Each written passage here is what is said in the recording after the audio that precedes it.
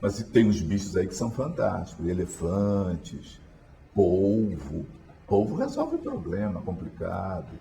Tem uns bichos aí inteligentes. Mas a gente não sabe direito isso. Os seres humanos conseguiram efetivamente isso. Ou seja, o nosso Umwelt deixou, já há um certo tempo, de ser meramente um Umwelt biológico. Ele agora é um Umwelt psicológico, é um Umwelt psicossocial, é um Umwelt social, é um Umwelt cultural. É esse novo Umwelt dilatado que nos diferencia dos outros seres vivos e que permite que a gente tente falar, de alguma maneira, da realidade. Agora, uma coisa é certa, todos esses esforços, essas montagens de hipersignos, são montagens feitas sobre detalhes, aspectos que o nosso Umwelt biológico é que fornece. Você não consegue efetivamente imaginar algo totalmente novo, fora do que a sua biologia deixa você perceber. Por exemplo clássico esse, termodinâmica. A termodinâmica clássica, feita por Clausius, por Fourier, Joule, aquela turminha toda, no estudo das máquinas térmicas, eles trabalhavam com máquinas térmicas, macroscópicas, máquinas a vapor e etc. Essa é a primeira fase da termodinâmica clássica. É chamado em ciência um trabalho fenomenológico. Você está, por enquanto, olhando o sistema macroscópico, mas não sabe direito ainda o que acontece nele. Essa noção também que alguns chamam hoje em dia de caixa preta ou caixa negra, do black box. Você supõe o sistema aberto, entrada, saída, mas não sabe direito o que está acontecendo dentro dele. Mas acontece que há um momento que você tem que chegar ao que está acontecendo dentro do sistema. E alguém tentou entender o que acontecia dentro da máquina térmica para explicar coisas que estavam acontecendo extremamente complexas. Era o problema da entropia, aquela grandeza que mede o grau de desorganização de um sistema. Quem conseguiu fazer isso foi um moço chamado Boltzmann. Era um gênio, Boltzmann. Boltzmann, como é que ele resolve o problema? Ele imagina o que existe dentro da máquina térmica. Ele imagina. Ou seja, ele cria uma representação do sistema, da parte interna do sistema. Nesse nível, a ciência deixa de ser fenomenológica e passa a ser uma ciência representacional. Mas ele tem que inventar o interior da máquina térmica, ele tem que criar, porque ele não vê, está fora do Umwelt biológico dele. Ele tem que apelar para hipersignos. Mas esses hipersignos vão ser construídos a partir de signos que não são hiper. São os signos que a visualidade dele fornece a ele. Então, como é que ele faz? É meio metafórico a coisa. Ele imagina que o vapor aquecido seja formado por partículas. Nessa época havia já a hipótese da teoria cinética dos gases e tal, uma hipótese de natureza atomista. Ele imagina o gás formado por partículas, por moléculas, átomos e tal. Só que para facilitar o raciocínio, ele apela para um Umwelt biológico.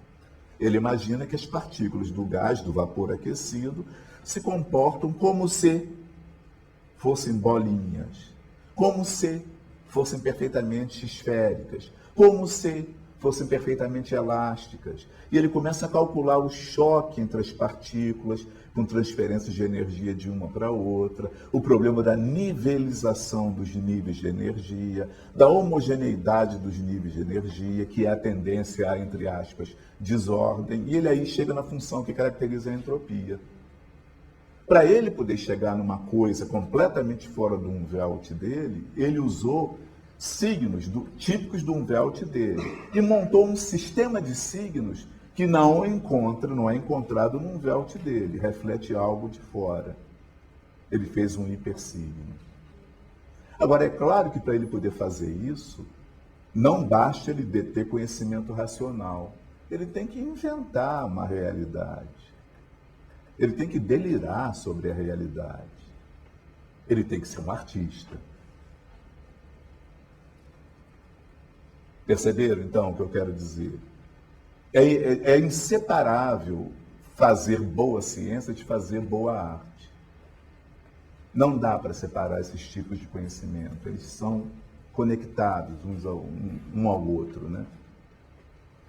Bem, essa capacidade de criar coisas além do próprio Umvelt, em teoria do conhecimento, é chamado de ficcionalismo. A tese ficcionalista é de um moço chamado Hans Weihinger. Weihinger dizia o seguinte: é possível conhecer, por meio da construção de ficções, muitas delas conscientemente projetadas. Ou seja, não é que você esteja se enganando, não é que você esteja fazendo um processo analógico inconsciente. Você conscientemente cria ficção.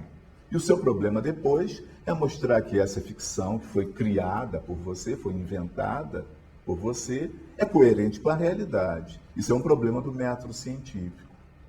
Exemplo, centro de gravidade.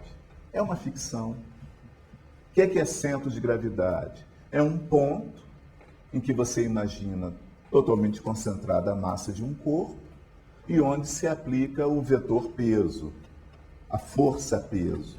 Bem, força já é uma ficção newtoniana, começa por aí. Ponto não tem dimensão. Como é que você pode concentrar massa numa coisa que não tem dimensão? É ficção também. Mas funciona, que é uma beleza. É altamente eficiente essa ficção, o conceito de centro de gravidade. Se você pegar a aliança e calcular onde é o centro de gravidade dela, não é no material da aliança, é no centro dela, é no ar, no vazio. Claro que isso é ficção. Mas você equilibra giroscópios e tal por meio dessa ideia. É uma ficção eficiente. Então existem dois níveis ficcionais. A ficção livre, pura, aparentemente não compromissada com a realidade, e aquela ficção que é compromissada com a realidade, que é eficiente, que serve para descrever a realidade e gera a construção dos tais hipersignos. O grande problema é você saber qual é o limite entre as duas. Parece que não há.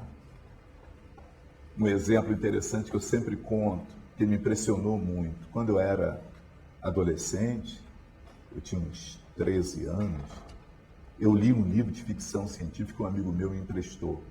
Eu fiquei muito impressionado com o livro. O nome do livro era A Nuvem Negra. O autor imaginava uma nuvem de matéria escura, interestelar, pó interestelar, e a nuvem era viva. E ela se movia no disco galáctico e enviava sinais de rádio inteligentes, tentando comunicar com alguma outra inteligência. E os astrônomos, radioastrônomos na Terra, detetaram isso, e a história é como interpretar a mensagem que ela mandava e tal. Uma história muito interessante. Eu adorei aquilo. Eu fui ver o autor, Fred Hoyle. Aí eu gravei o nome e disse, puxa, toda vez que eu encontrar um livro desse cara, eu vou ler, porque esse cara é bom. Passaram-se os anos e eu fui trabalhar na astronomia e tal. E nessa época eu estava estudando cosmologia. E descobri que Fred Hoyle era um grande cosmólogo inglês. Grande cosmólogo, meio marginal. Ele naquela época nadava contra a corrente do Big Bang. Ele defendia o universo estacionário, infinito e coisas assim. E ele brigou durante muito tempo com os teóricos do Big Bang. Matematicamente muito bem preparado, de modo que os outros tentavam derrubar as ideias dele e não conseguiam, porque as ideias eram muito bem fundamentadas. No final da vida dele, ele fez algumas concessões quanto à expansão do universo, mas ainda manteve a ideia de universo estacionário. Ele tem um livro delicioso,